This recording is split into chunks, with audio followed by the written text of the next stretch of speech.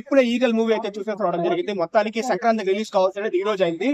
ఆ మూవీ ఎలా ఉందంటే, ఫస్ట్ థింగ్ ఏంటంటే రవితేజ గారి ఫ్యాన్స్ కి నిజంగా చాలా బాగా నచ్చుతుంది. ఎందుకంటే ఆయన నుంచి ఒక రెగ్యులర్ మూవీ అయితే కాదనమాట, ధమాకా లాగా కమర్షియల్ మూవీ అయితే కాదు, కంప్లీట్ ఒక ఎక్స్పెరిమెంటల్ మూవీ అనమాట. ఒక కైండ్ ఆఫ్ మెసేజ్ ఇస్తే డిఫరెంట్ డైరెక్షన్ మూవీ ఇది.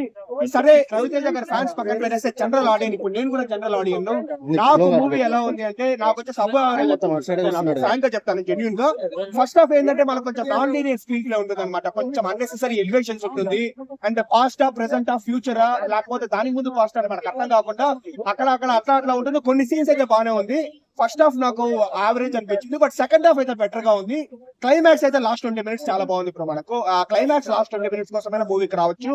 సో మూవీలో ప్లస్ పాయింట్స్ ఏంటంటే, మనకు స్నైపర్ షూటింగ్ సీన్స్ ఉంటాయి, అది కావచ్చు. క్లైమాక్స్ 20 minutes కావచ్చు. ఇంటర్వెల్ ముందు వచ్చేసి ఆ గన్ రివీలింగ్ సీన్ కావచ్చు.